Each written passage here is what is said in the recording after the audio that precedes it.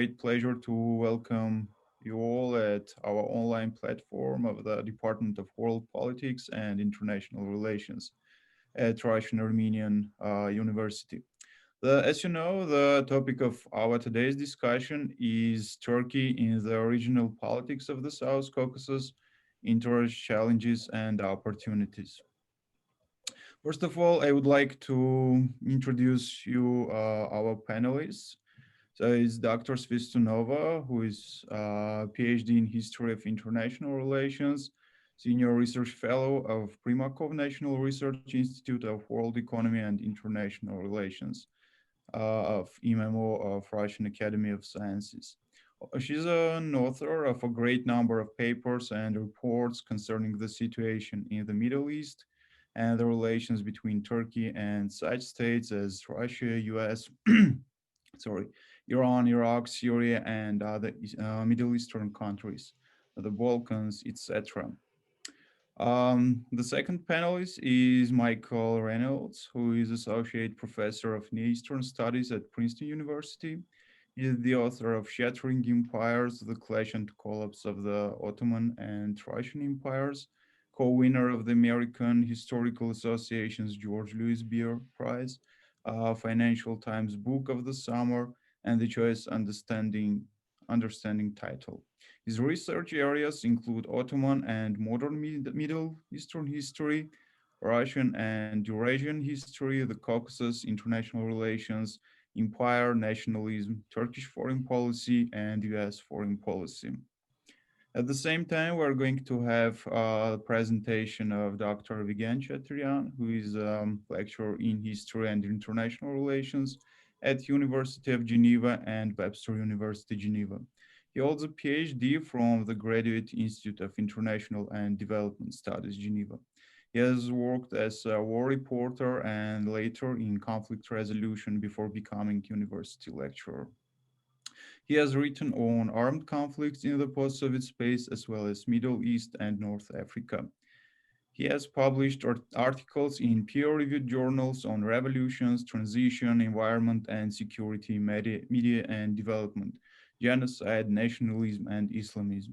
His articles appeared in Nationalities Papers, Europe-Asia Studies, Central Asian Survey, Relation Internationales, Survival, among others.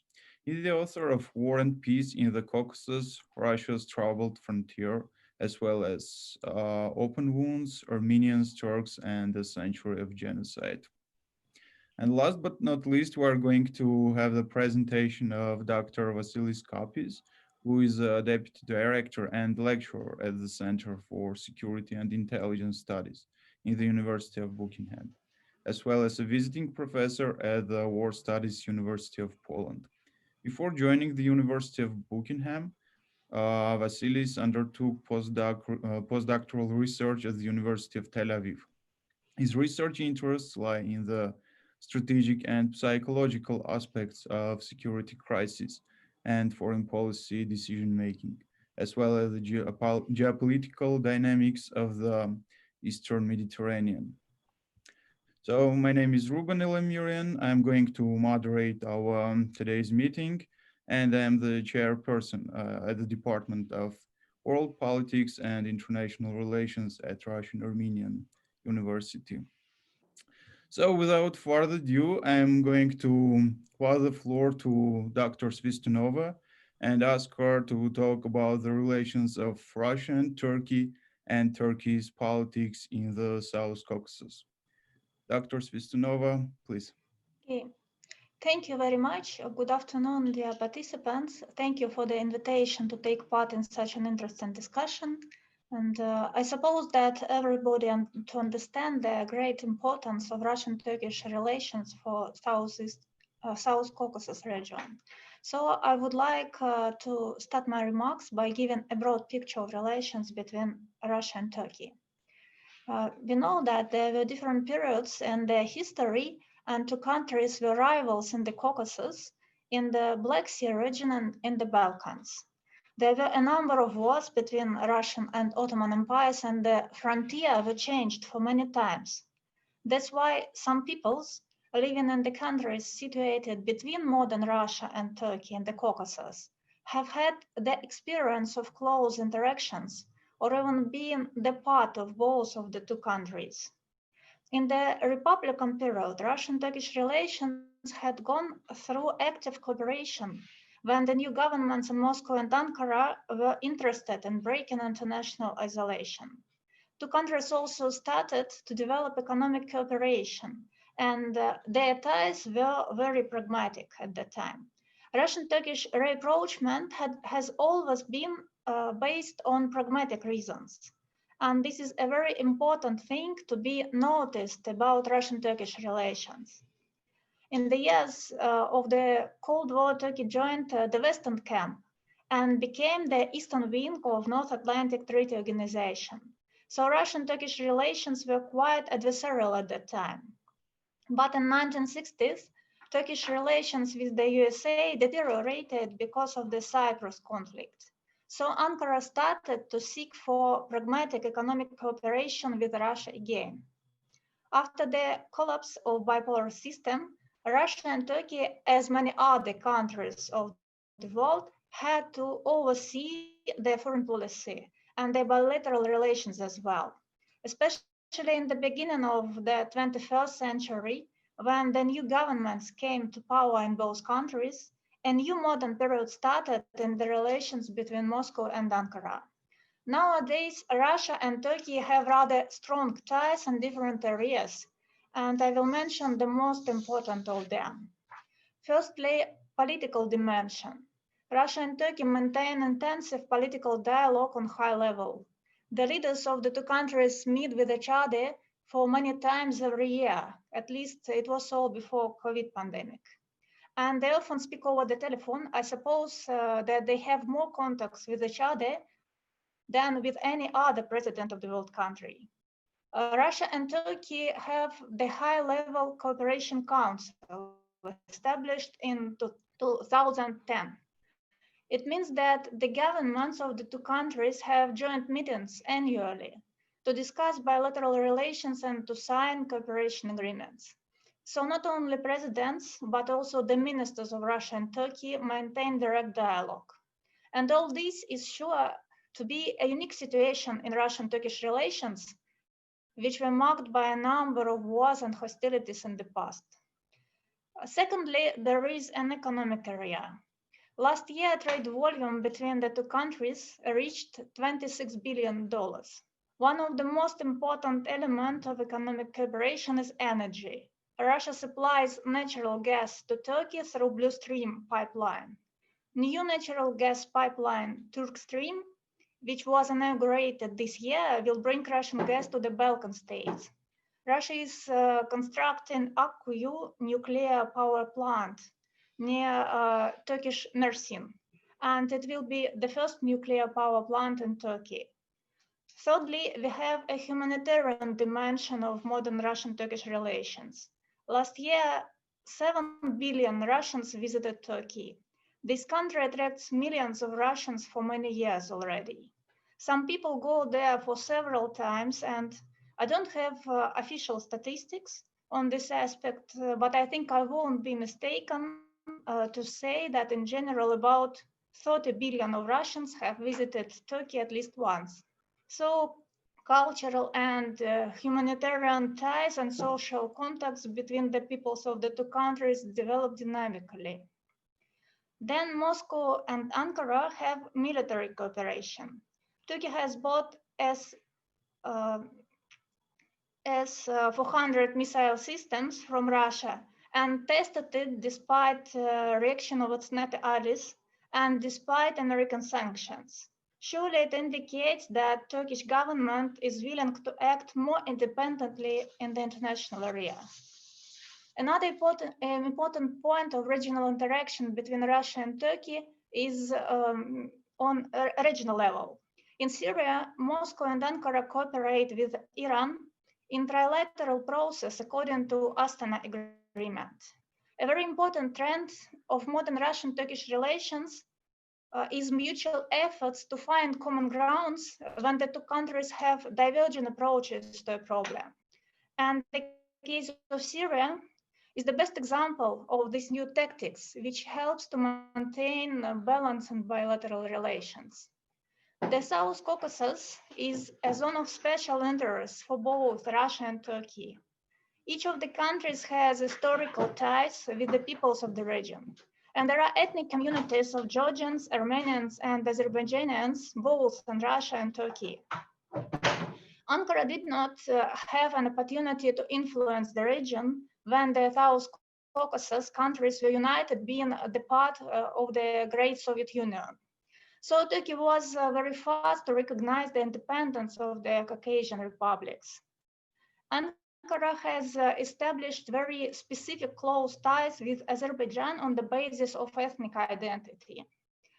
It is an official concept in Turkey that a relationship between Ankara and Baku is referred to as two states, one nation. Turkey and Azerbaijan has developed a very strong economic cooperation. Ankara is the main buyer for Azerbaijani oil and gas, and Baku is the major investor in Turkey. Azerbaijan and Turkey participates in multilateral processes of cooperation of Turkic states together with Central Asia republics.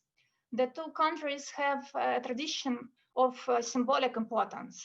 The leaders and high officials, after assuming their post, pay their first abroad visit to each other's countries. As I see, the main aim, the main interest of Turkey is to provide itself a position of an influential actor in South Caucasus and to bind itself to the region by strong and safe ties. The fact is that there is a great potential of Russian influence in the region, and it remains a kind of challenge for Ankara. The absence of relations with Armenia is another challenge to Turkey's strategy in the region. Armenia is a member of Collective Security Treaty Organization together with Russia, as we know.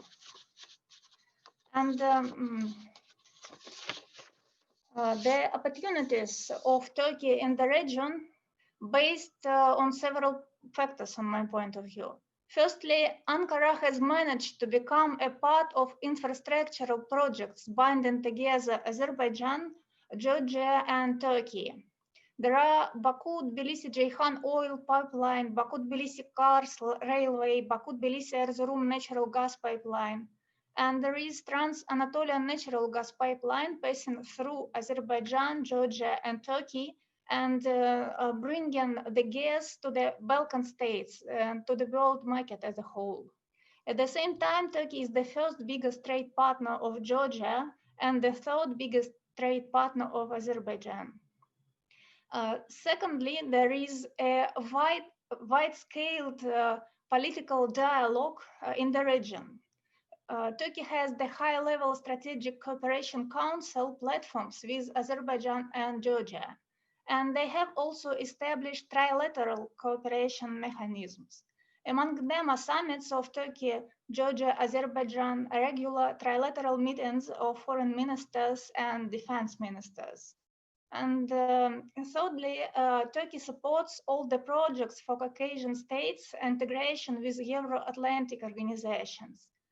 Thus, Ankara tries to present itself as a kind of bridge connecting South Caucasus states to the Western world.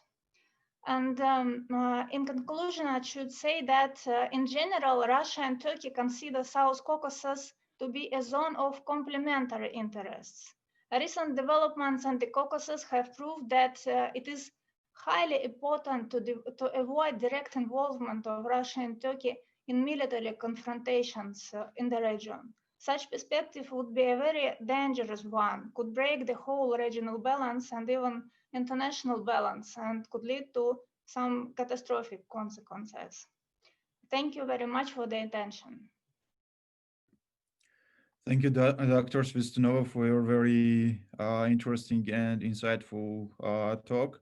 These days, we know there are lots of speculations, both in the region and outside of the region, how the relations between Russia and Turkey are going to develop and how it's going to be reflected to the specifically South Caucasus perspective. So thank you once again.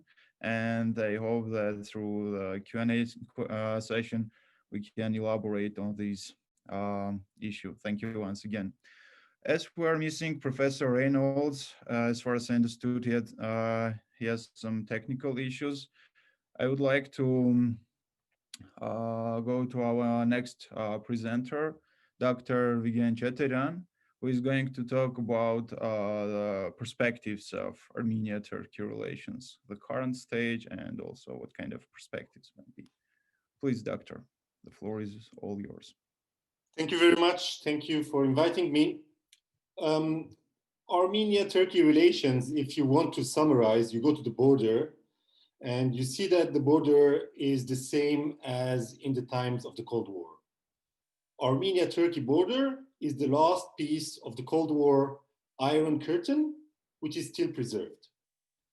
So how do you explain that after the end of the Cold War, after 30 years has passed, Armenia-Turkey relations did not evolve, and the two countries have closed border and have no diplomatic relations?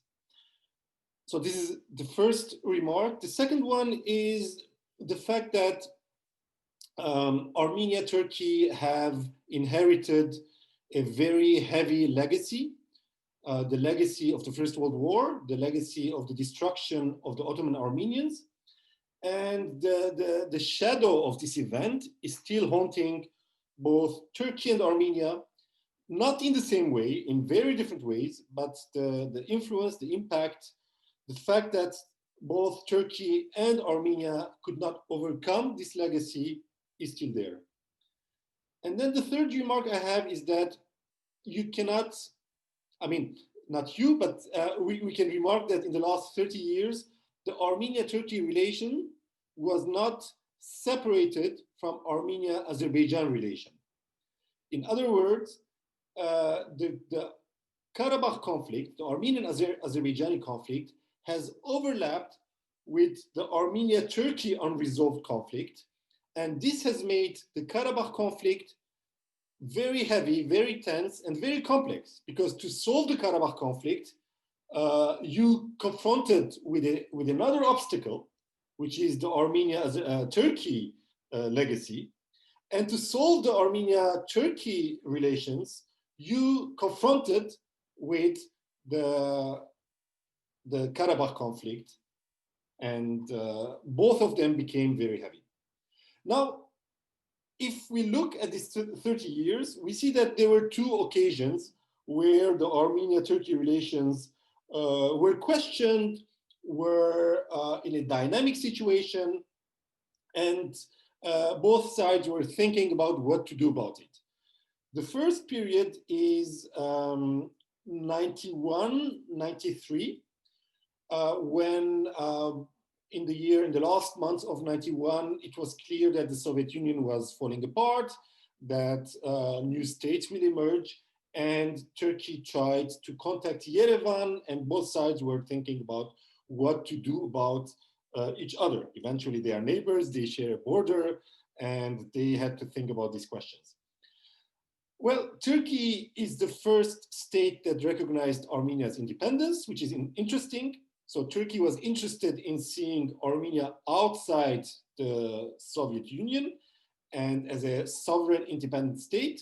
But at the same time, Turkey negotiated for long about its conditions to establish diplomatic relations with Yerevan. And when we look at those negotiations in details in 91 and 92, Turkey had two preconditions to normalize its relations with Yerevan. Normalizing means establishing diplomatic contacts and opening the border.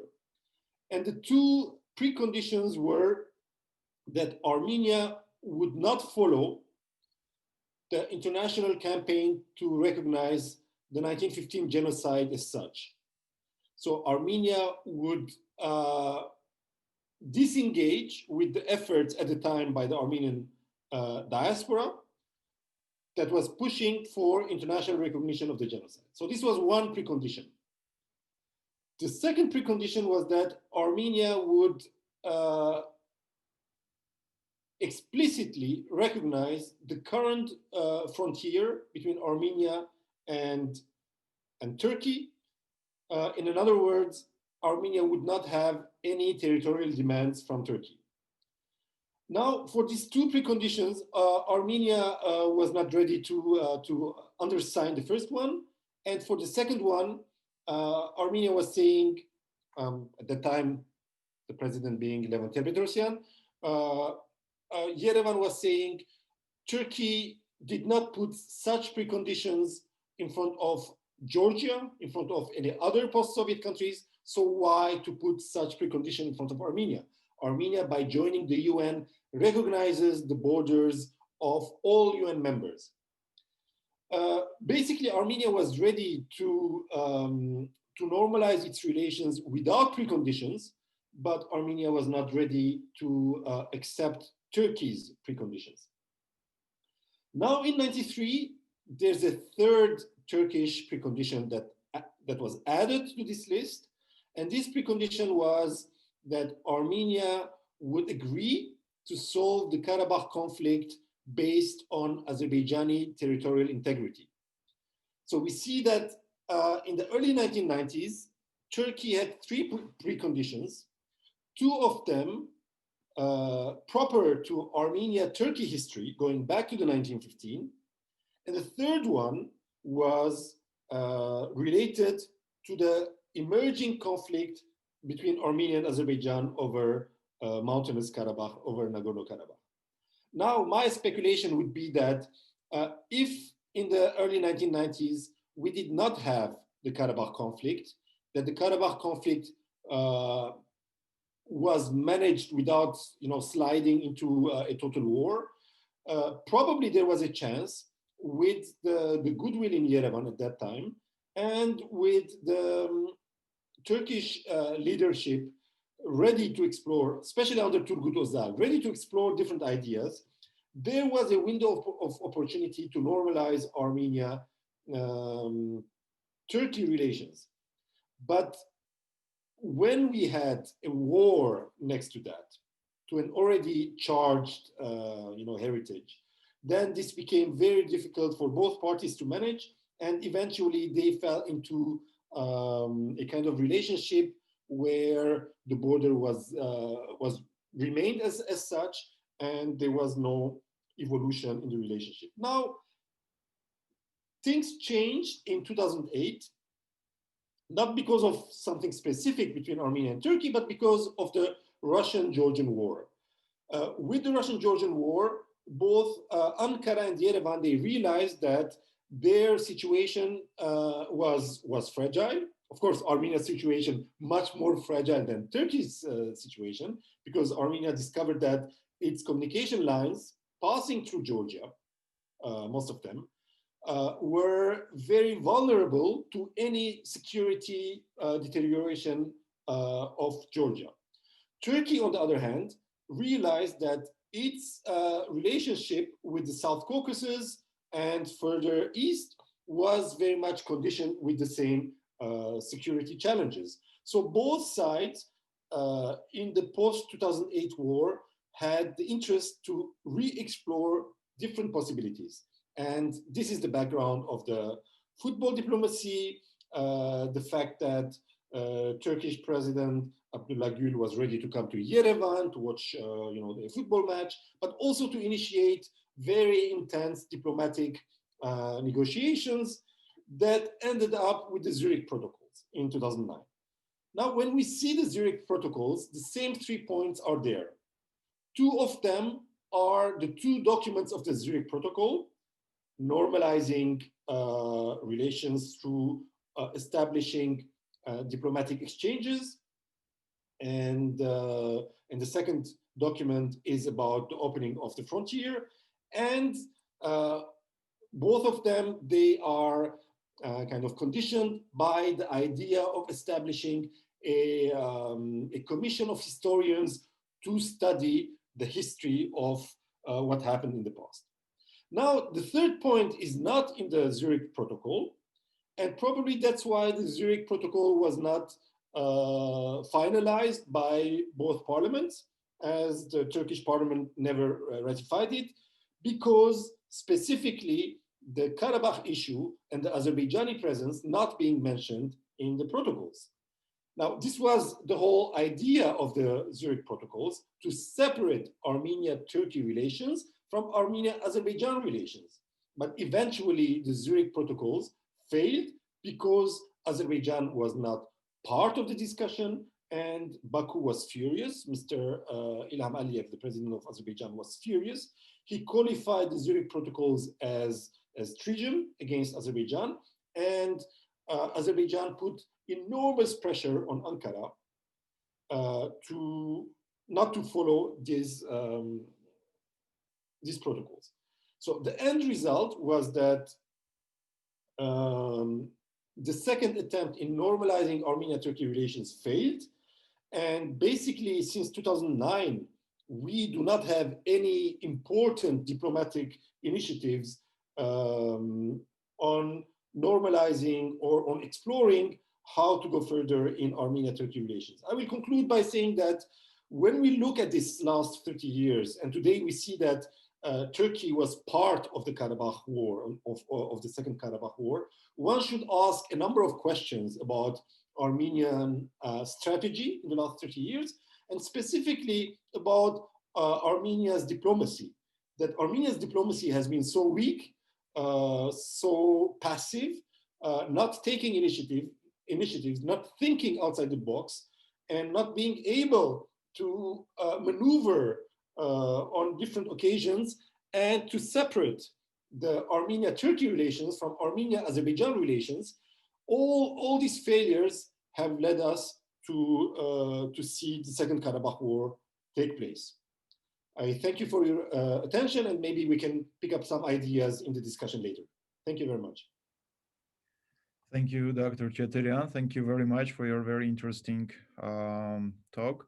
And I also hope that in our Q&A session, we are also going to speak about the perspectives and possibilities of the further development of the relations between Armenia and Turkey. And thank you once again. Now I would like to invite Dr. Kapis, and we're kind of jumping from the South Caucasus to the Eastern Mediterranean. But as you know, Turkey is kind of uncertain, let me put it this way. Foreign policy and security policy is quite similar, both here in the South Caucasus and Eastern Mediterranean. And I invite you to make these comparisons and also to talk about this also in the Q&A session. So please, Dr. Kabis, thank you once again for joining us. The floor is all yours. Dr. Elamiri and fellow colleagues, thank you very much for the invitation and your insight today. I'm going to upload my presentation. So hopefully you can see the presentation in front of your computer screens now. Yeah, it works very well. Excellent. What I'm going to discuss about is essentially the course of actions followed by Turkey as well as Russia in the last 10, 15 years or so. My story will start from Lehman Brothers and the collapse of Lehman Brothers in 2008, which signaled the onset of one of the biggest financial crises the Western world had seen, starting from the United States, expanding to Europe, and essentially tormenting the most advanced economies for a good number of years. At the same time, we have to remember it was a very difficult time for the Obama administration, having to handle the fallout and the aftermath of the Iraqi and Afghan operations, which undermined, compromised to a substantial extent the soft power and reputation of the United States. The so-called imperial overstretch, as well as the shift of economic activity and security challenges to the Asia Pacific, signaled by Hillary Clinton's seminal article in Foreign Affairs, indicated that we would see a major restructuring, a realignment of US presence in Eurasia, covering not only Europe, but also parts of Eastern Europe and the Caucasus, as well as the Middle East and the Eastern Mediterranean. So essentially, ever since the 2010s, what we witness is a gradual shifting of resources. Barack Obama's administration handled or tried to handle this in a very elegant manner, trying to reassure allies through the presence of American assets in Europe, mainly through the presence of major major US bases or major US military assets. But overall, Obama's administration was in essence the first administration that reduced the American footprint from the Middle East and the Eastern Mediterranean since the end of the Second World War. It was called by scholars, it was labeled as the so-called Obama Doctrine. It was more of a, it was not so much of a conscious decision as much as a necessity to make sure that America can focus its attention on reorganizing, restructuring its own economy, as well as deterring China in the Asia Pacific, where most of the United States endangered allies exist, as well as, of course, major US financial and geopolitical interests. The consequences of this American new grand strategy were made quite obvious starting in 2011, when the wave of the Arab Spring, a collection of protests and unrest, civil wars, depending on the country of choice, swept an entire region and a huge geopolitical region stretching from the Middle East all the way to the Atlantic coast of North Africa. And what is amazing about this wave of turmoil is that the American presence, with the exception of Libya, which we have to remember was more of a French initiative than a US endeavor, was very anemic. So for the first time after the Second World War, the Europeans, as well as regional countries like Israel and others, are wondering about the US presence. Where is it? The lessening of US participation in world affairs becomes more evident a few years after the onset of the Arab Spring. The crisis in Ukraine in 2014 is indicative of two things. The first, the effectiveness, the efficiency and effectiveness of the hybrid war doctrine. Whether this can be a success that is repeated elsewhere is debatable, but one can hardly doubt that the Russian operation was an incredible success. The other outcome, the other conclusion we can reach is that the US appears to be very reluctant to engage in the European continent in a meaningful manner. And we have to remember, of course, Ukraine is not a NATO member, but it was a country, and still is a country, a major country in Europe that wishes to pursue both EU and NATO membership.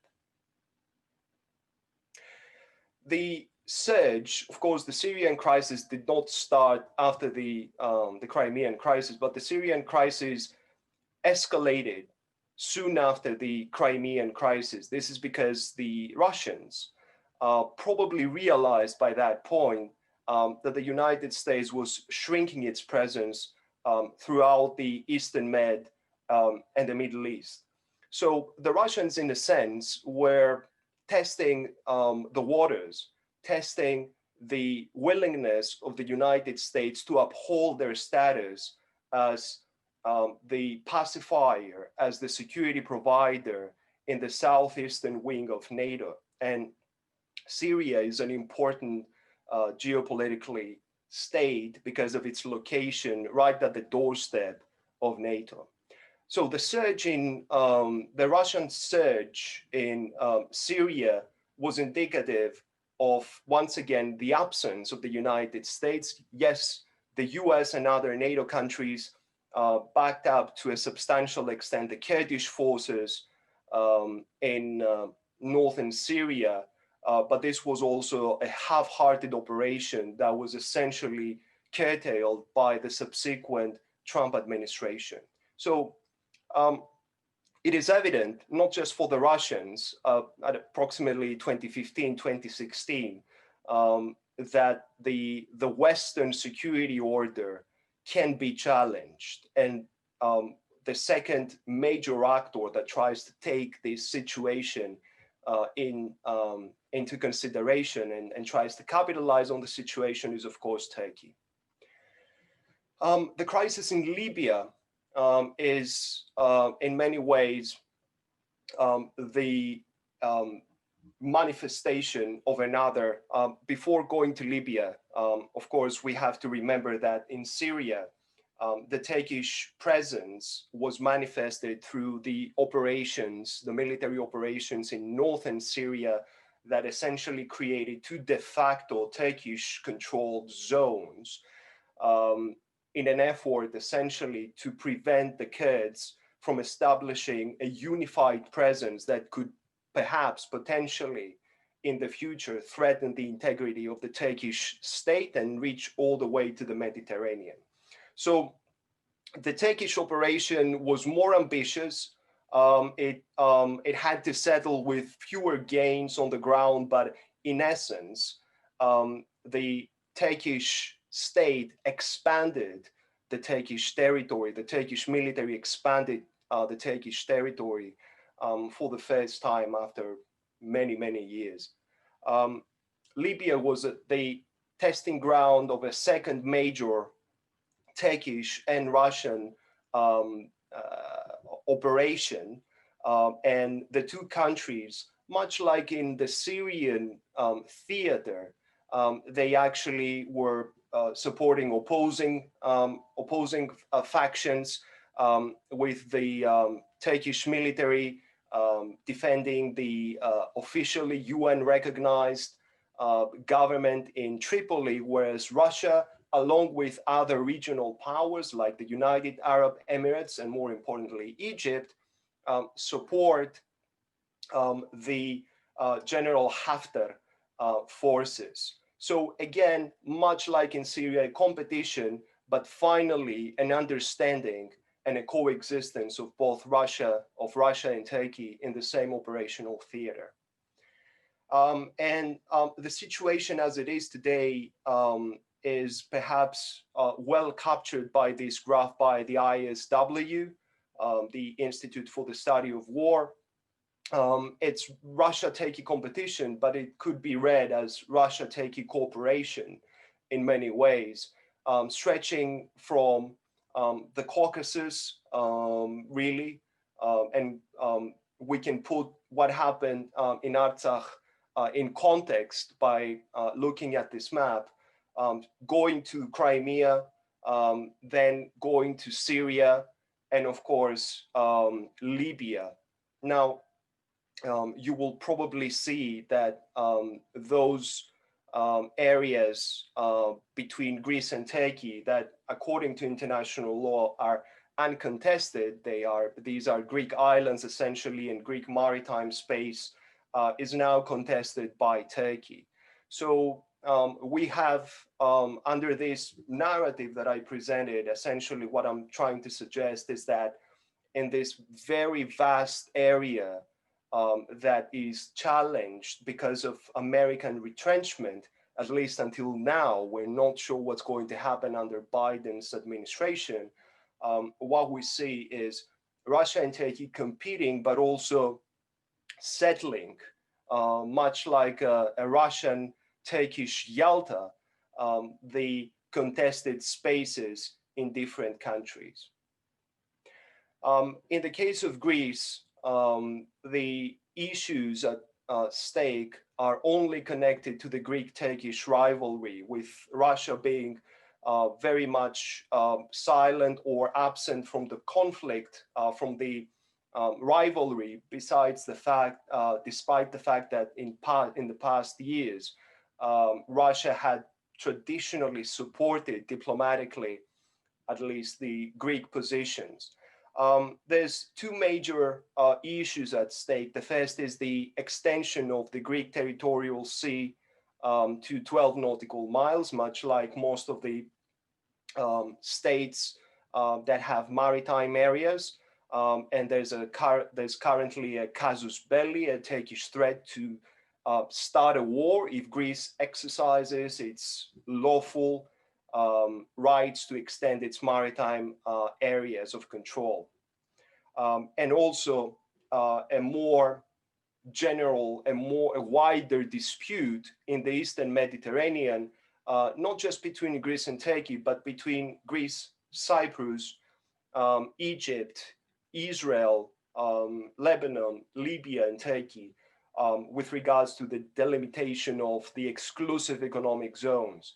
And this has led to a number of skirmishes and low intensity crisis, with Turkey essentially violating the territorial integrity of the Republic of Cyprus, sending drill ships in its EEZ, and sending seismic vessels, survey vessels in Greek waters, threatening a major incident during the summer this year, when Greek and Turkish vessels found themselves in close proximity.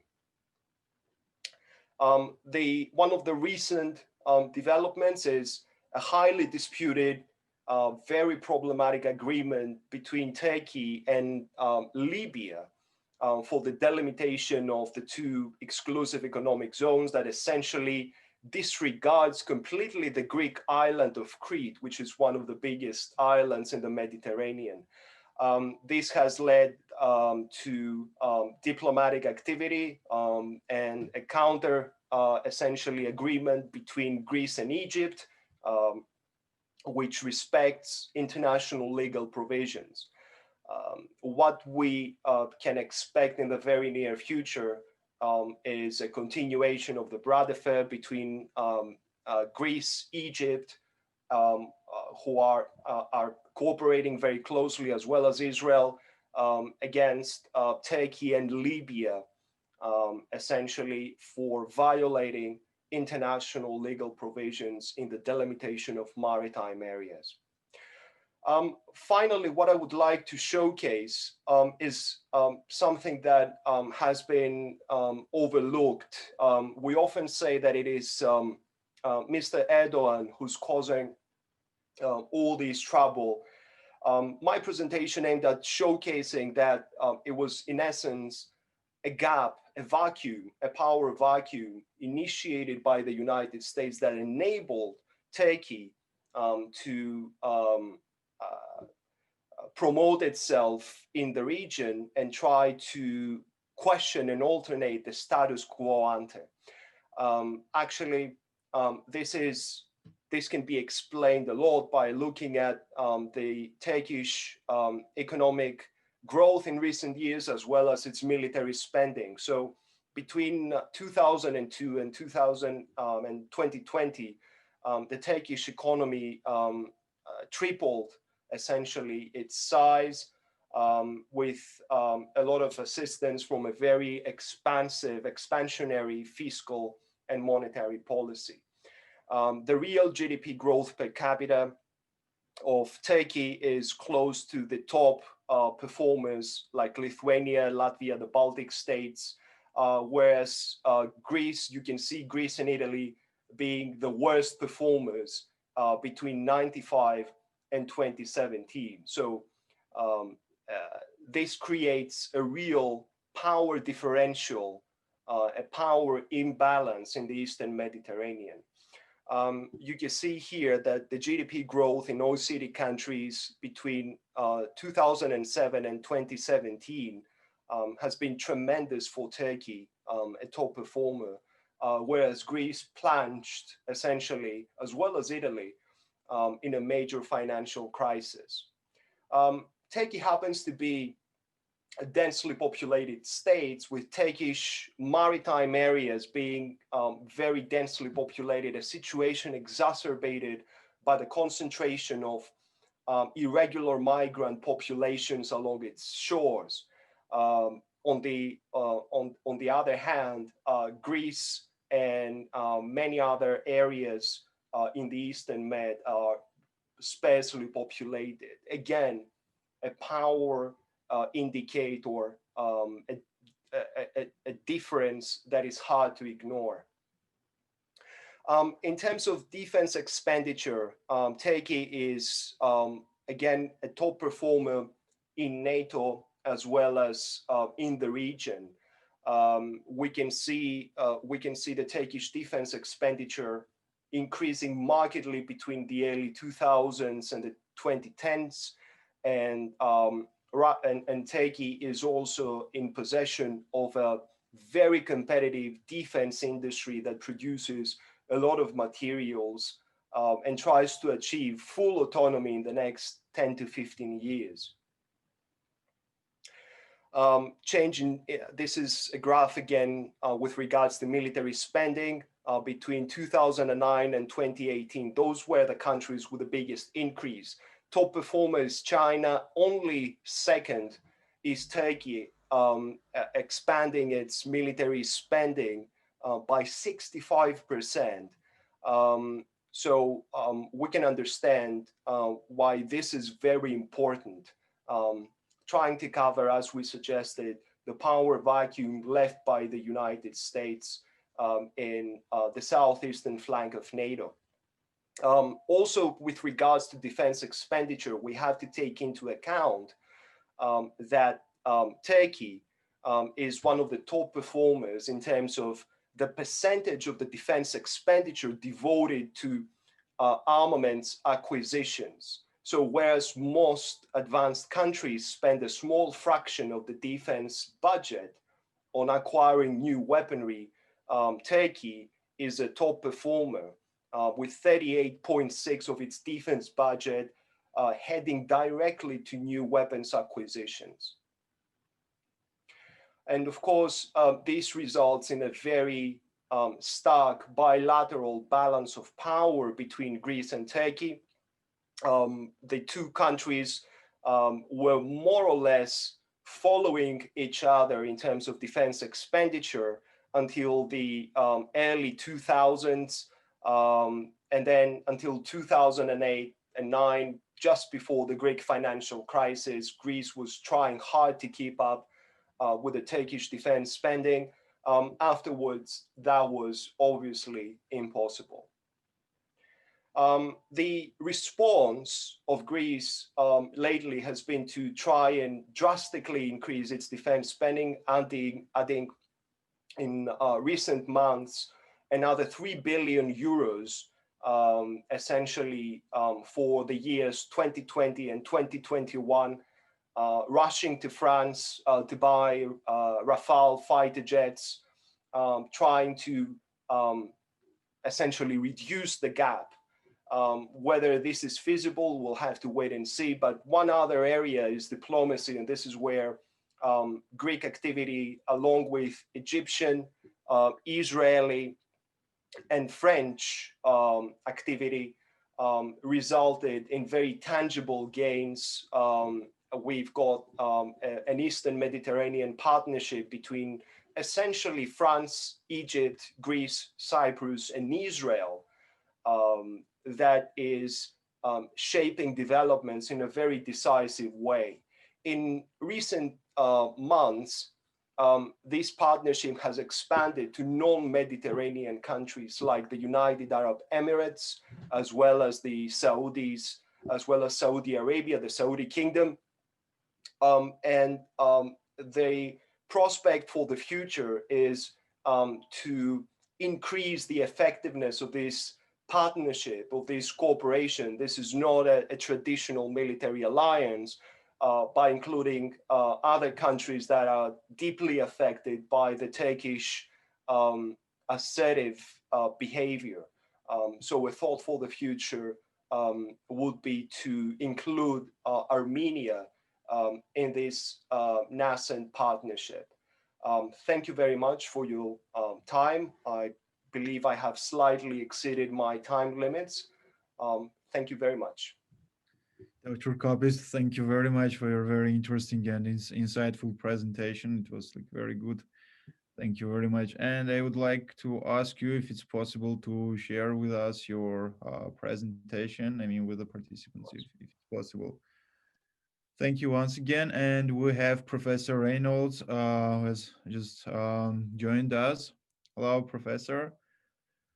And now we're jumping again back to the South Caucasus, and we're going to talk about the US-Turkey cooperation and its impact on the South Caucasus. Please, Professor, the floor is all yours. Thank you, Ruben, and my apologies for not being here on time. One of the odd things of being in this COVID lockdown, I'm currently actually in Istanbul right now, and that is managing the different time zones. And I was convinced for some reason that this conference was scheduled according to Greenwich Mean Time, because I had some other things going on in the Greenwich Mean Time, and I just assumed that. So I apologize for not being there. I especially regret not hearing those who've already spoken. So Ruben, what would you like me to comment on? U.S.-Turkish relations? Yes, U.S.-Turkish relations and how it might impact the geopolitics of the South Caucasus. Right. So, and I'll keep my remarks brief. So therefore, I'll let you give me some follow-up questions you have that, or if other people wish to speak about other topics. So I think the really short answer to your question would be to just look at what recently happened in the Second Karabakh War. And there was virtually no role of America or of Western Europe for that matter. So the short answer would be that U.S.-Turkish relations will really have very little to do with future developments on the South Caucasus. That's one possibility. With Biden coming into his administration, coming into power, the people around him are much more globalist and believe in the idea that America should be playing an active role virtually in every part of the world. That would presumably include the South Caucasus. I think it's fair to say, however, that it's difficult to make a really convincing argument to an American audience that the South Caucasus is of primary strategic interest to the U.S. That is, the Biden administration, I think, rhetorically would like to have the United States again playing the sort of role that it was in the 1990s in the South Caucasus, but I wouldn't bet on that. And that being because one, as I just mentioned, I think it's difficult to make the case to an American audience that the South Caucasus is a primary interest of the United States. Number two, I think Biden's going to find himself having to grapple with a lot more domestic problems than he thought. And I think his foreign policy team may be more frustrated by their lack of resources that they're going to have. And they're not going to find it so easy to restore America to the sort of role that they thought America was playing in the past. Now, having said that, that's not to say, now that's one possibility. There is, of course, the possibility the United States could play a more active role in the South Caucasus. And let me say a few words about how U.S. relations with Turkey might affect that. Right now, as I think everybody understands, Turkish-American relations are probably the worst they've ever been since essentially really since they became anything to speak of. That is after, Turkey's entrance into NATO, or let's say after 1950. When, if you take 1950 as a time when the U.S. and Turkey really began to work together more or less as allies. So the conventional wisdom is that the Turkish-American relations now are about the worst they have been. And I don't think I would disagree with that. They are, the other low point would probably have been the Turkish intervention in Cyprus in the so-called Johnson letter, where the United States imposed an arms embargo on Turkey. Right now, in some ways, you could say something similar going on between the U.S. and Turkey with regard to the new announcement of the CAATSA sanctions on Turkey for its purchase of the S-400s from Russia. This is an issue that's not going to be easily resolved, if it's going to be resolved at all, between Turkey and the United States. Both sides are digging in their heels on that. And that is going to be a big obstacle to the improvement of Turkish-American relations. regardless of what is desired in Ankara or in Washington. I mean, I think there are certainly people in Ankara who would like to have better relations, and there are people in Washington who would like to have better relations. Certainly from the American standpoint, better relations with Turkey can make life a whole lot easier. However, one big sticking point, and it is a very big one, is the Turkey's purchase of the S-400s from Russia. And if Turkey goes ahead and deploys those, that's going to make it very difficult for the United States to cooperate with Turkey the way that it did, let's say, a decade ago. In addition to that, there is I think it's fair to say there's a lot of I think it's not fair to say, it's absolutely accurate to say that there is a tremendous amount of antagonism towards Turkey and Washington. That is, the attitude in Washington, D.C. towards Turkey is not simply we're disappointed, but actually we're angry with Turkey. There are, I think, understandable reasons for that, and there are some reasons that aren't so good. The not so good ones, I think Americans are very frustrated because of the failure of American policies in the greater Middle East, and they've blamed some of that on Turkey. The more in that, I would Syria would be a great example of that. That is sort of the American policy in Syria was, I would say, a big failure, and the Americans sort of turned around and blamed Turkey for that, which I think is both inaccurate and also I think it's very unfair. Which isn't to say I support Turkey's policy in Syria, but I would just point out that Turkey and America were much more in partnership in Syria than they were at loggerheads. And so for the Americans to turn around and criticize Turkey for what it was doing, it's really a case of the kettle calling the pot black. But the dissatisfaction, though, in the United States with Turkey expands to, I think, first and foremost, is probably its stance towards Israel. That Turkey has been and Erdogan in particular, and the AKP have been outspoken supporters at times of the Palestinians, and in particular of Hamas. They've hosted Hamas, members of Hamas. And they currently are, I believe, hosting members of Hamas. And that's seen by Israel as unacceptable. And therefore, that also creates a lot of problems for Turkey and its relations with the United States. Now, Turkey's sympathy towards the Palestinians, Hamas in particular, isn't a one-off sort of anti-Israeli or anti-Zionist stance. It also fits ideologically with an important part of the AK Party's worldview, which is essentially sees itself as part of a grassroots Sunni Muslim movement that had been denied access to power since the end of the Ottoman Empire. And that is a situation that in Turkey only began to resolve itself with the rise of the AKP to power in 2001. And then there was seen in Turkey that the Arab Spring and the rise of the Muslim Brotherhood in Egypt and elsewhere, this was sort of the great awakening of Sunni world, in particular in the Arab lands. And there was a great deal of hope among these AKP circles that this was going to lead to a renaissance in the sense of Sunni Muslim power through democracy in the greater Middle East. And that Turkey essentially would be leading a coalition of Arabs and other Sunni Muslims, and not in any sort of unified sense of coming together in the sense of a state, but sort of in a informal alliance. That fell apart with the coup, which I think it's fair to call the coup, that brought Morsi to power in Egypt. And that has also, that stance of Turkey also alarmed a lot of its other potential allies, in particular Saudi Arabia and the United Arab Emirates, who see Turkey in backing or in its sympathy for the Muslim Brotherhood and groups like the Muslim Brotherhood. It's seen as being a destabilizing force in the Middle East. And therefore, you've had this interesting partnership, alliance, whatever you want to call it, cooperation between Israel and Saudi Arabia, the United Arab Emirates, not only against Iran, but also to some degree against Turkey.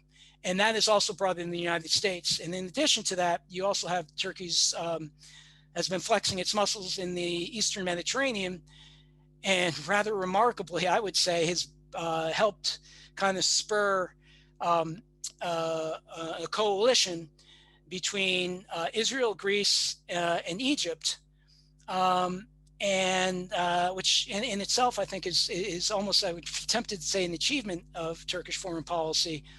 And I would say in the United States, if push comes to shove, I think the United States is going to be much more sympathetic to Israel, Greece, and Egypt than it is to Turkey. So that's another factor sort of alienating people in the Washington. So you have Turkey's relations with Israel, Turkey's relations with Saudi Arabia, and its support or sympathy for the Muslim Brotherhood. And then you have Turkish activities in the Eastern Mediterranean. Add these things on top of Turkey's, what seems sometimes Turkey's purchase of the S-400s from Russia, and the more general unease in Washington about Turkish cooperation at times with Russia. All of these factors have come together and have created a very hostile environment in Washington towards Turkey. Now, how does that affect the South Caucasus? As I said, Washington is not that interested in the South Caucasus. That was demonstrated, I think, very much. We saw that in this recent war. So even if the United States is not interested in the South Caucasus, would it do anything to stop Turkey, essentially, or to block it in the South Caucasus? I think it's much too early. That's a possibility that could come down the line, that there could be people in Washington saying, look, Turkey's on a roll. They've achieved some success in the South Caucasus. They might now feel like they're too big for their britches, so to speak. And in order to prevent Turkey from causing more problems elsewhere, we better start acting to bottle them up, so to speak, in the South Caucasus. That's a possibility, but I haven't seen anything of anyone speaking along those lines. And to the contrary, there are some people who've been pointing to the Karabakh War as a demonstration of why the United States needs to improve its relations with Turkey. That is, the argument there is that Turkey has shown that it is a regional actor that can achieve results on the ground, and that it's with its military technology and military know-how, which it transferred to Azerbaijan. It can win wars, it can change strategic situations, and therefore Turkey is not only can the United States not ignore Turkey, but the United States would do much better to get along with Turkey.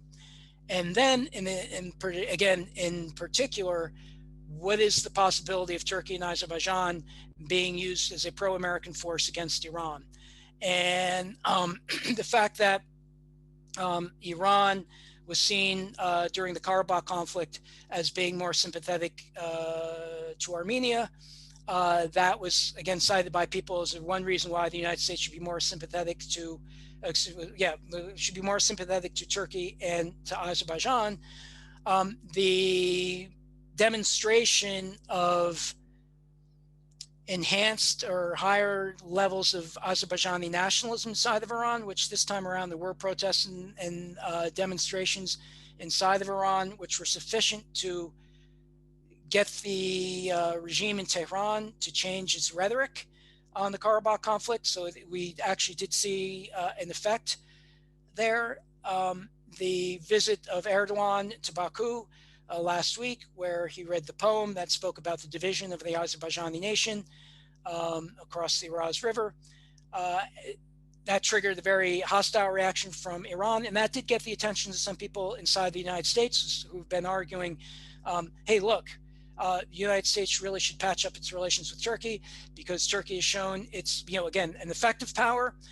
It can be a counter to Russia in the Caucasus and elsewhere. And it can also be a very effective ally together with Azerbaijan against Iran.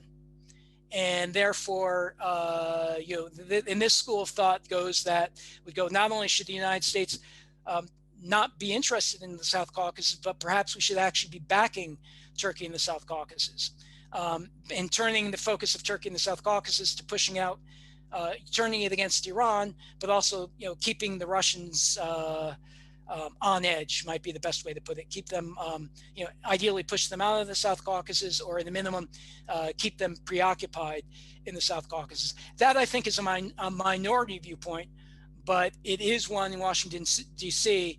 And so, we'll see what happens. The dominant view, though, is one that is not just dissatisfied with Turkey, but actually quite angry towards Turkey. And again, overcoming the Katsa sanctions is going to be a real problem for both Ankara and for Washington, D.C.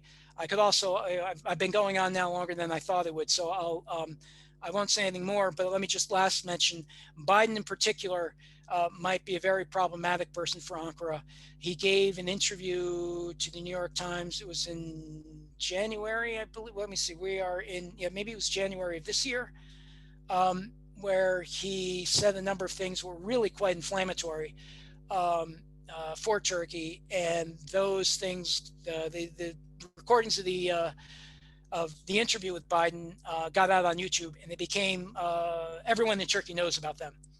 So if things, with Biden coming into power, the initial response of Ankara is, oh, we were looking forward to getting along. And people will say, well, Biden's someone who's been to Turkey many times. He understands Turkey, et cetera, et cetera. So for right now, people are trying to put on their best faces. But if things get a little bit, which I expect they will, confrontational between Washington and Ankara, you can expect, I think, that a lot of people in Ankara are going to say, look, Biden is exactly the kind of two-faced American that we've always resented. He really does not respect our sovereignty. He actively wants America to be playing a role in Turkish politics and wants America to be deciding who should be running Turkey.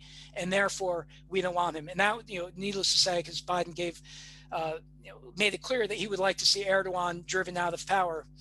But that's the kind of rhetoric that not only it mobilizes, of course, Erdogan and Erdogan supporters, but it also rankles a lot of Erdogan's opponents who see it as an extraordinarily disrespectful attitude towards Turkish sovereignty, because essentially saying, look, Washington should have a say in who gets to run Turkey.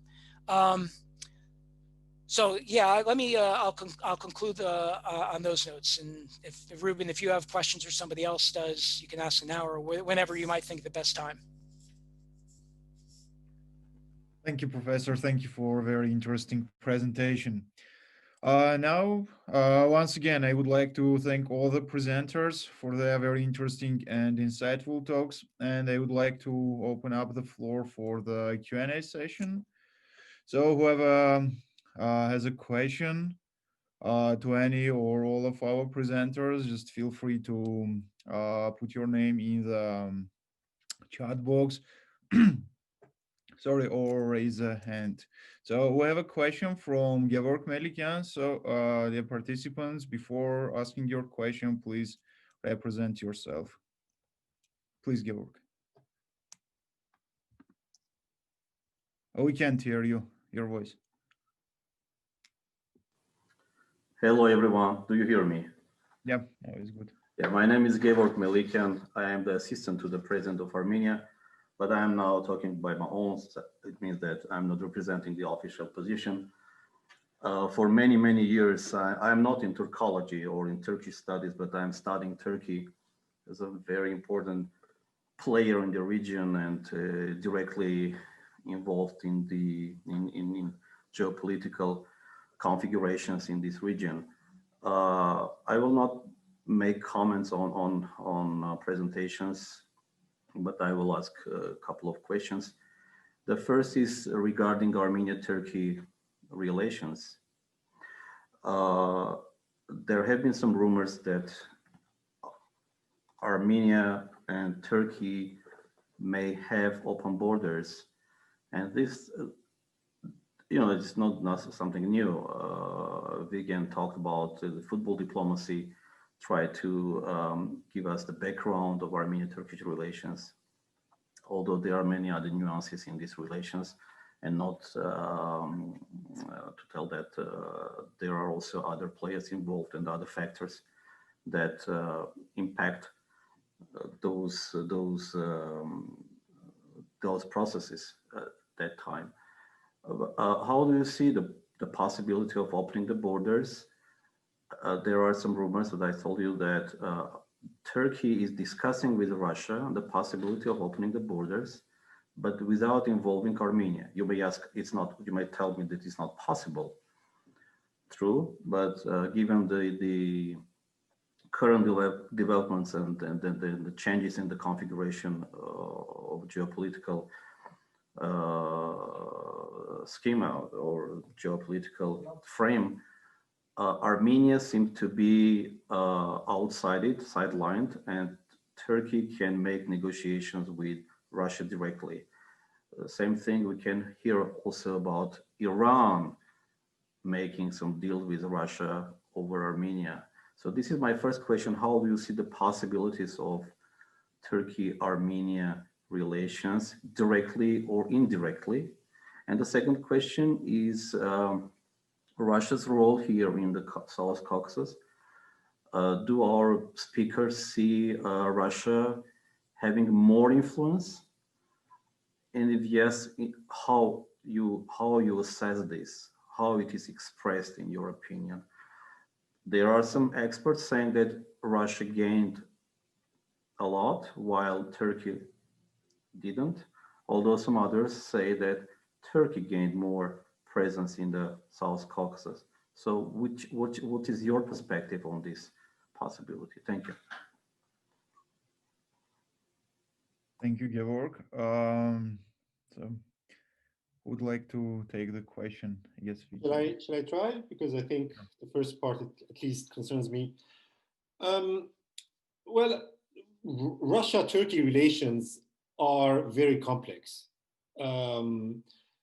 Dr. Irina talked about economic cooperation, diplomatic cooperation, but when you look at Russia-Turkey interaction in a number of front lines in Syria, in Libya, there's both cooperation, competition, antagonism, hitting each other, cooperating with each other, all this together.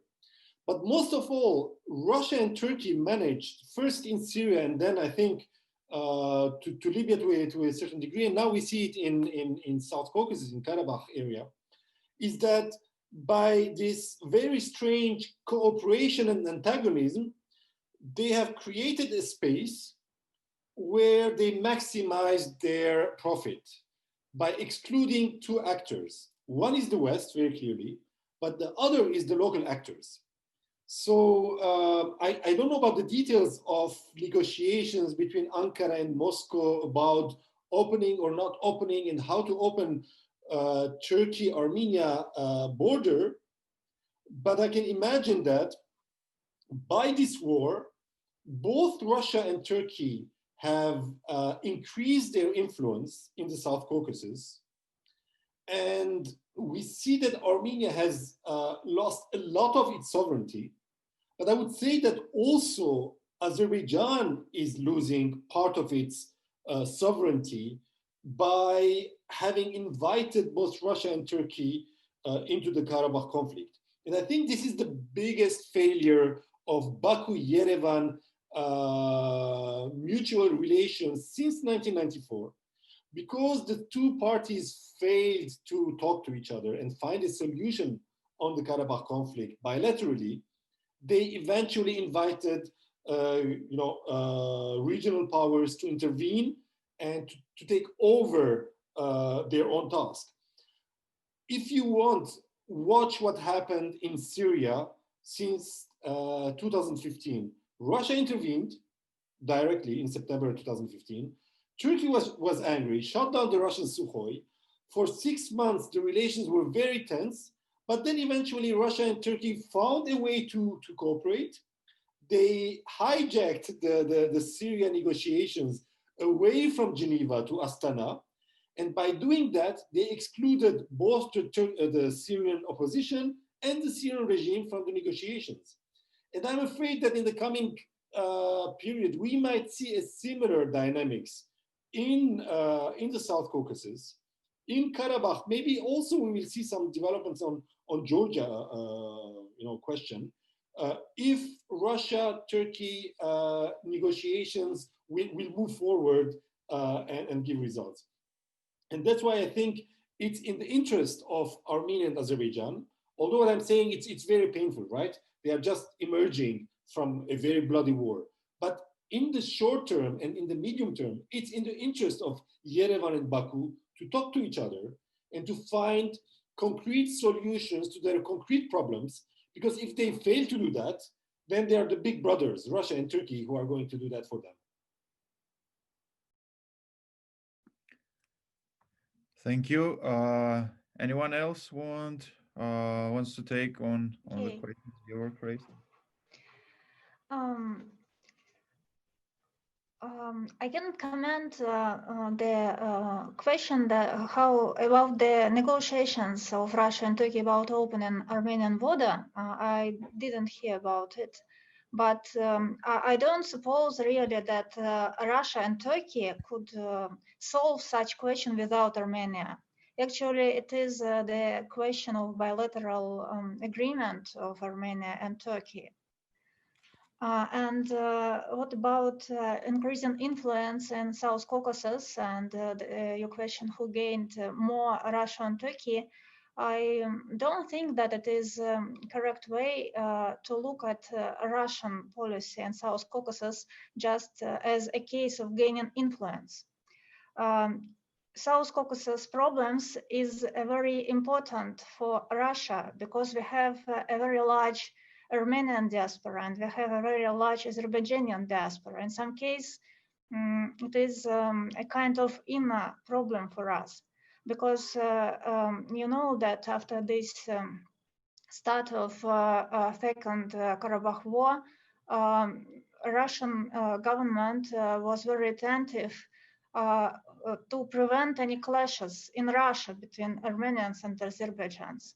So it is a very important thing for us. It's not only the case of increasing influence or just struggling with Turkey for the influence. And the other case is our security issues.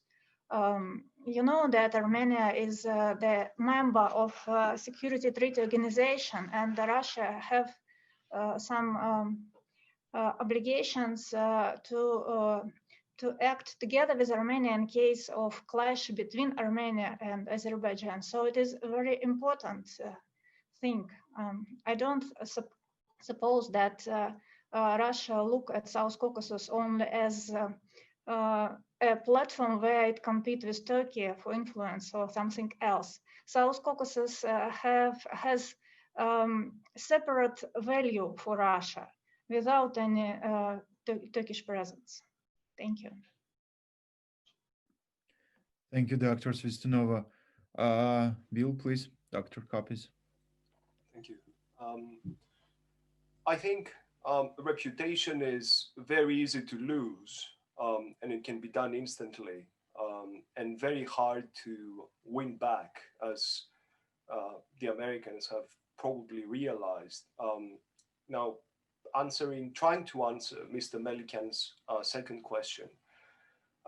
In the short term, I think that the Russian presence, the Russian necessity, the necessity to rely on Russia for the security provisions of the agreement reached for the ceasefire in Artsakh means that Russia's role will be more important. In the long term, the problem is that everyone else is listening and is paying attention. We've got various other spots close to the Caucasus and not so close that are taking stock of developments. From Transnistria to Abkhazia to Ossetia to Republika Srpska in the Balkans and Serbia itself. The signal sent by Russia is that cooperation and a mutual understanding with Turkey is perhaps more important than assisting traditional historical allies. And this is a signal that I am sure is being taken into consideration very seriously. And in the long term, my personal view is that it will have negative consequences for the credibility of Russian foreign and security policy. Thank you. Thank you, Dr. Copies. We have some more 5 minutes for the last comment question. Do you have anything to add, Professor Reynolds? Yeah, I could make a few comments.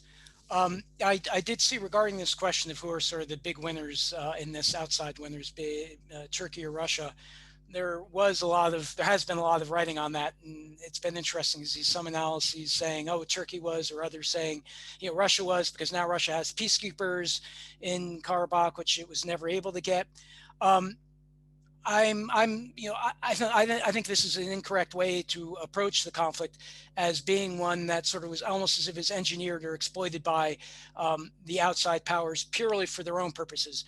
I think Viken is absolutely correct that if Azerbaijan and Armenia don't get along, they're going to find out that the outside powers are going to solve their problems, and not to the benefit of Azerbaijan or Armenia, but their own problems.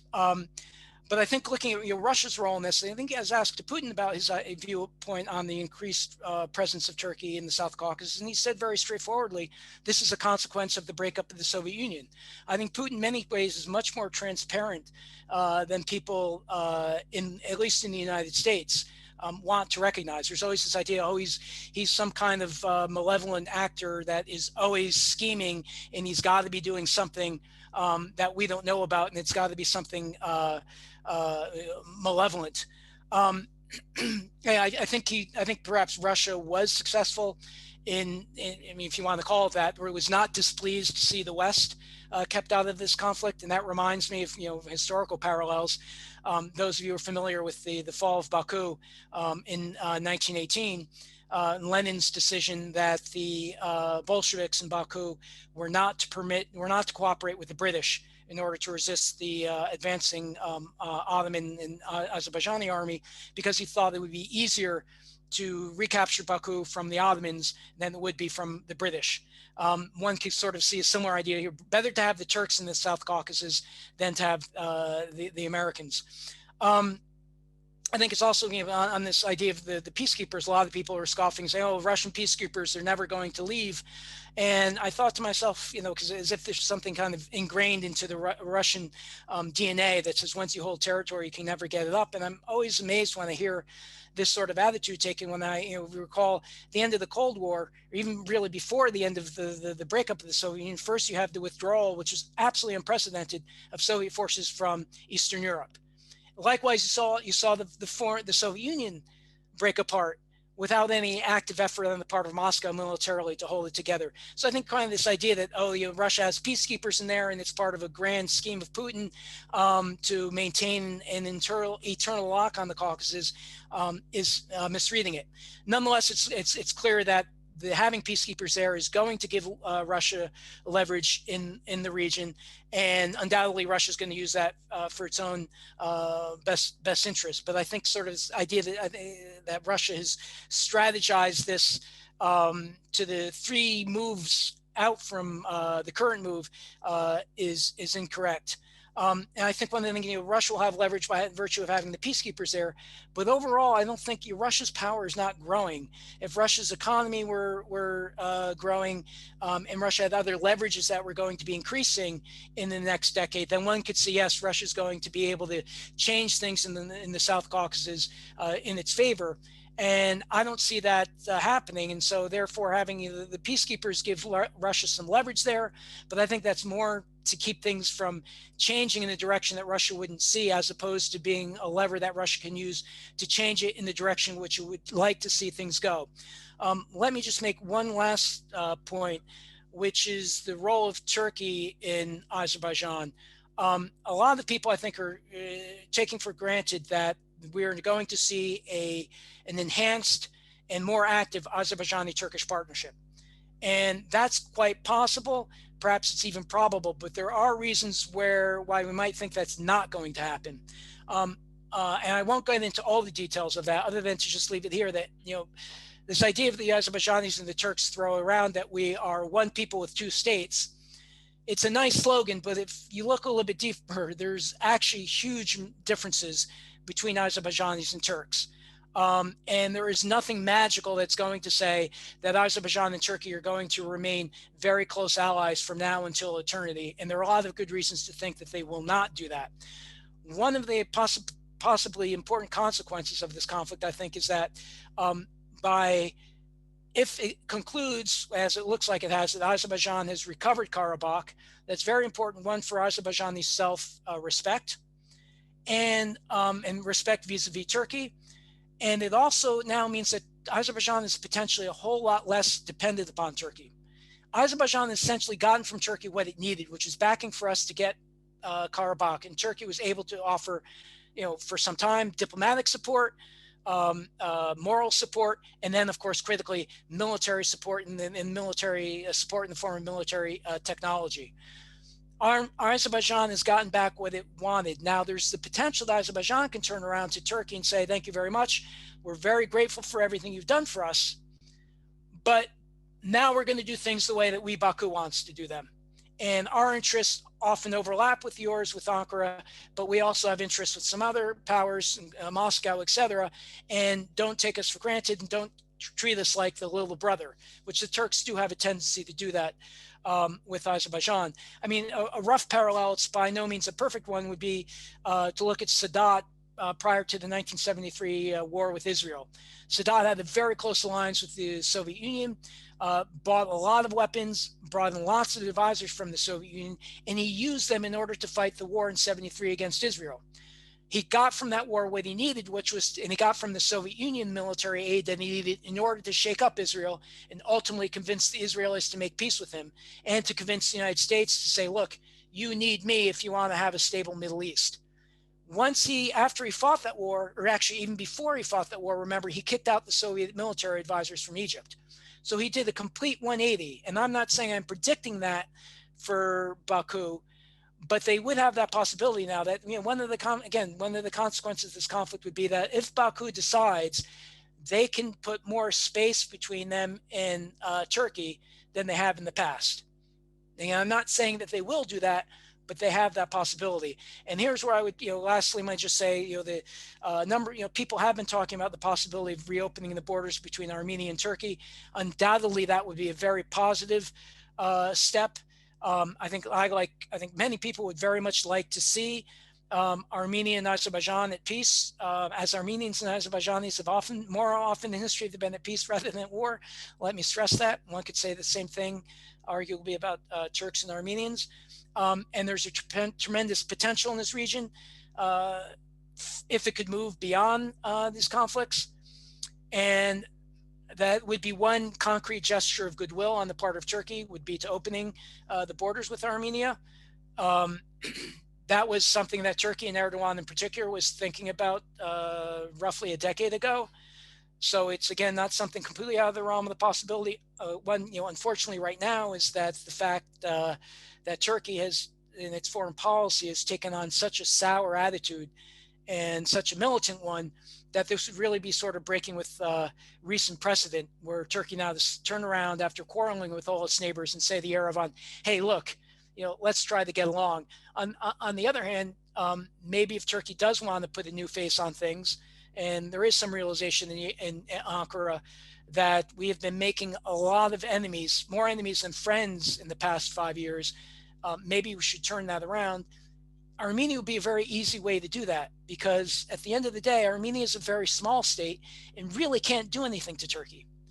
And it would be an easy way for Turkey to say to the world, hey, look, we can, again, to use that phrase, zero problems with neighbors. It's difficult to imagine that actually was a catchphrase for Turkish foreign policy. But again, that was only about 10 years ago, that Turkey can show itself to be a very good neighbor, and an easy place to start for Turkey, both strategically, and a very symbolically important one would be with Armenia.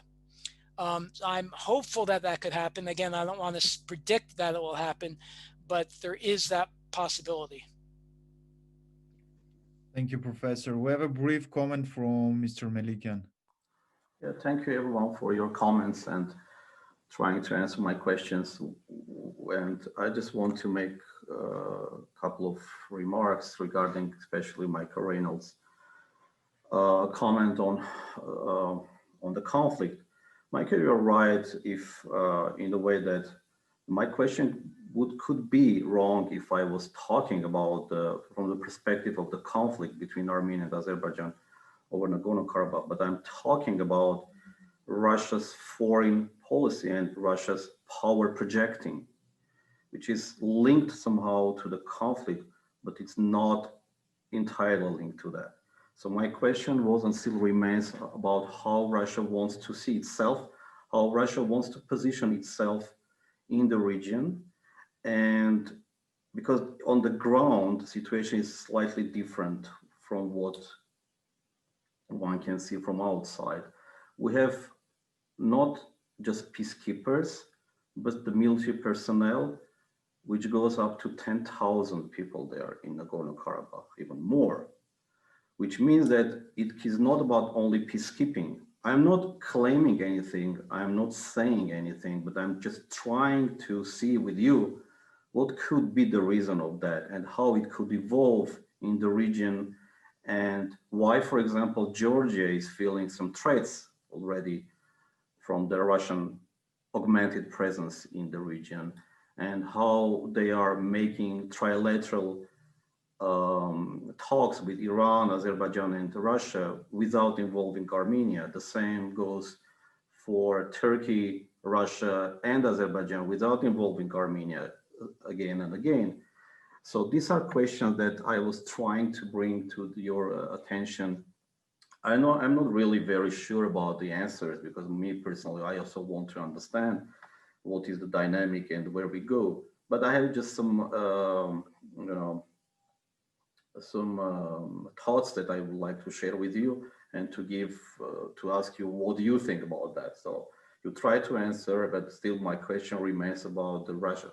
Irina is saying that Russia, that South Caucasus has a special place for Russia's foreign policy. Yes, exactly, Irina, this is why I'm talking about that. Do you see any augmentation, any update, any upgrading of this attention, of this special status for of the South Caucasus for Russia, which will have an influence on Georgia, on Turkey, on Azerbaijan, and on Armenia, which it hadn't before their presence, their augmented presence in Armenia, in Nagorno-Karabakh. Yeah.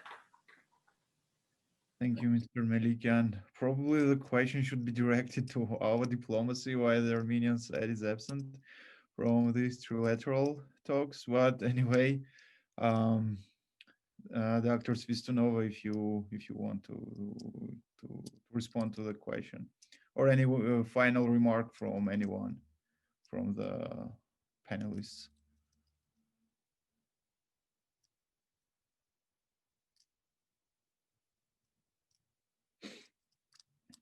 Don't we have any final remarks or questions or comments? Okay, in that case, I would like to express my gratitude to, first of all, our panelists for very interesting, insightful talks and very sincere ones. And at the same time, I would like to thank our participants for the questions, comments, and their participation.